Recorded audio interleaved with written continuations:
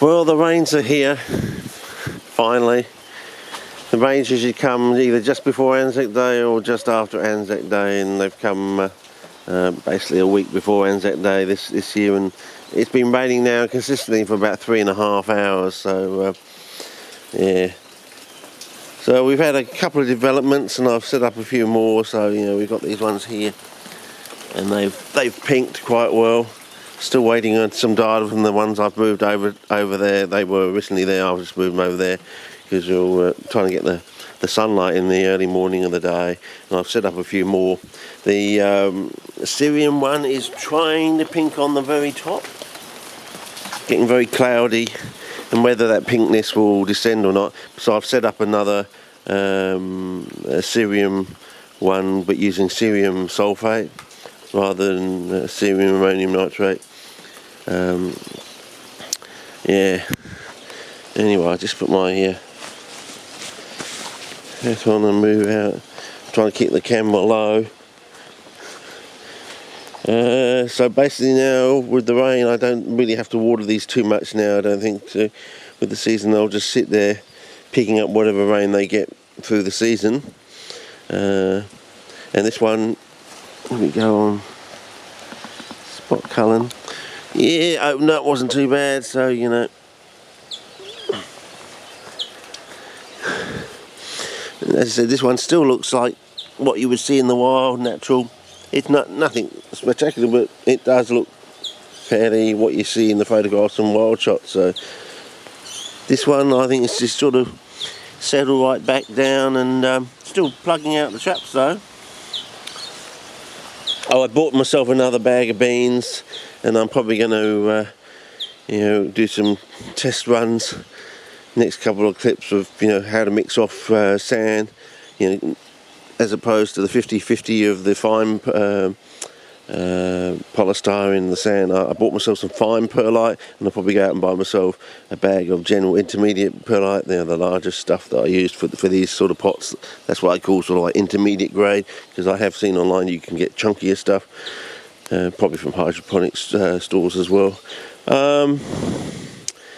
Yeah, so I'll try and mix it up, because the idea that 50-50 and also the idea that 7 parts of polystyrene to 5 parts of perlite sort of settles down to be like when you mix it off, wet it down sort of thing. It sort of like settles down to be like a 50-50 sort of mixture in a way.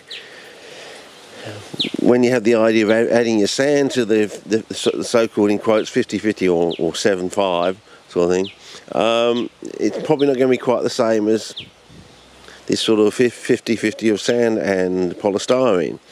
I reckon it may even go to be like 1 part of sand, 1 part of perlite, 1 part of polystyrene, as opposed to the idea of having 2 parts of sand, 1 part polystyrene and 1 part perlite sort of thing. But I suppose I'll talk more in detail later on when I actually do that video. With the copper ones, yeah, making slow progress, but really, I mean, some of the plants now I've replanted are actually surviving and starting to grow sort of things, so I'm making very, very slow progress, but I'm really waiting for more data to come back from these, if at all possible. But as I said, the rains are here, so basically we've basically switched seasons now, and so things grow more slowly. And as we learned from the fridge data, if I can take you around there very quickly.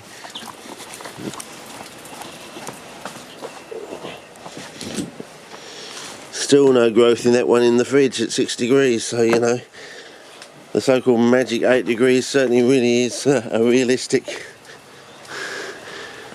temperature cut-off. So once the night temperatures go down to that sort of magic 8 degrees and below, I suppose we've got to predict that we probably won't get much growth at all. So whether we're going to have to wait until the new season begins to start getting some more data back. But it'll be interesting to see if we do actually get any growth in future pots that we do during the season when the nights do get down to that sort of magic 8 degrees sort of thing. This one I noticed down here, Oh, well, I think the rain splashes. It's put out a root or something down there. I don't know if you can see that down there, little red root. It was clear before the rains came. For the last few days, it was reasonably clear, but yeah, I didn't know it was going to be raining like for 3.5 hours consistently. But anyway, so that's about it really. Just a little bit of tidying up, experimentation, waiting for data coming back, and then probably set up some final copper push-through experiments and to see if we can actually crack it and go to growing the CP weeds and CPs, both germinating the seeds and striking cuttings in the soil, with the CP weeds also growing alongside the CPs, hopefully. So, and then put it all together and mix it into something in a big container, bucket size sort of thing, for the coming season sort of thing, and also putting in a, when we're happy about that, a pit of Pauline sort of thing, you know, and put some Sarracenas out the front of the yard or something like that, or try and grow some glids out the front, but with a sort of pit system sort of thing, with you know, sand mixture on top, whatever we work out that's going to be the best ratio. Basically the sand is to increase the capillarity, basically, so you don't have to water from above. You can stick it on possibly a Hebel sort of capillary block system sort of thing, as opposed to Smithers Oasis floor foam, which is quite good, and they can handle quite heavy pots if you don't, you know, jerk anything about too rapidly. They can handle quite heavy pots. But I just think for efficiency and permanency sort of thing, that sort of thing, I want to try and go to Hebel, which is a reasonably new product, been around about 10 years here. I don't know if it's been around a lot longer out in desert regions of the United States or something, or down in near New Mexico or something. They were playing around with it back then, I don't know. All these modern sort of off-the-grid homes they were building out in those sort of regions, I don't know, but anyway, we'll see how we go. I reckon that one's got a phosphorus deficiency, fellas, this one here. I reckon it's a phosphorus deficiency. That's what all this sort of marginalisation around here is, you know, the coloured margins. I reckon that's a phosphorus deficiency. Anyway, that's about it. Made a little bit of progress, not much. Still trying to, you know, dial things right the way down, sort of thing. But we'll see how we go. Anyway, that's about it, I think, over and out. But as I said, it's getting darker and darker with the pinkness. Probably going to end up being red eventually. But as I said, by adding the iron oxide, you can actually get those pink ones to really go dark red.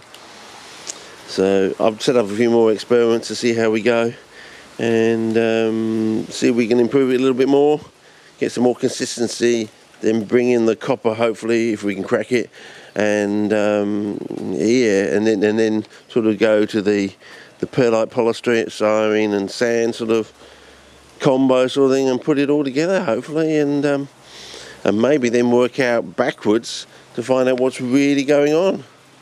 You know, is there some sort of clandestine nitrogen fixation from the atmosphere via the copper, the one transition element that really does quite frequently react with nitrogen compounds, especially ammonia, and so trying to gain the benefits and delete or discard the negatives, you know, or find out what the negatives are and see if we can actually control for them, sort of thing. But yeah, anyway, I suppose I'll be hitting the bush fairly shortly. I was going to try and get out to the you know, the promised land, but I'm probably going to have to get some better footwear now, because as I said, being so wet, it's going to be quite slippery out on that clay silt, and also with the jelly mould, it's going to be starting to fire up too. So yeah, so I'm probably at the moment I'm about a week later than previous seasons getting out there before the rains come, but now the rains have come. You can't get out there before the rains have come after the rains have come, sort of thing. So I reckon we'll be going next week, I think, and hopefully in 4K, and it'll be like 2 weeks later than you've seen in previous clips, but after the initial rains have come. The rains, as I said, that come usually just before Anzac Day or just after Anzac Day. As I said, we're about a week away from Anzac Day. So yeah, and all the sad news is that my former boss at the Repat Hospital, Helen Danzy, she accidentally drowned in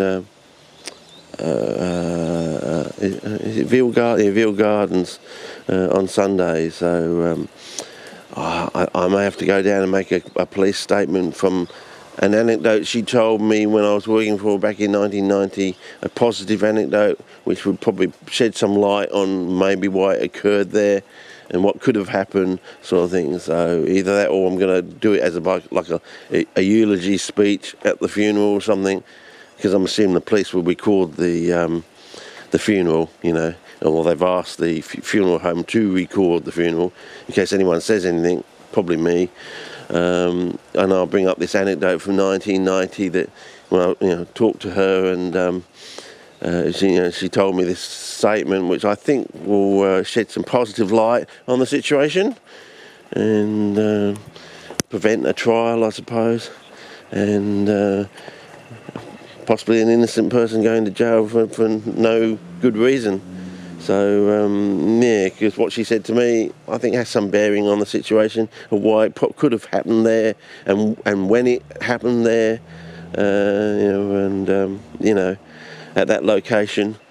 It's just been bugging me, fellas. I mean, I'm saying, well, if they charge him, I definitely will have to go down to the police station and make a statement. Get out my old resume. Here's my proof. Here I am. There's my old boss there, from 1990, and so on and so forth. I think so. 27 years ago. Yeah. So this is an anecdote from 27 years ago that may help somebody. But they've been hounding him a lot. But yeah. Anyway, we'll see. Anyway, over and out. See ya.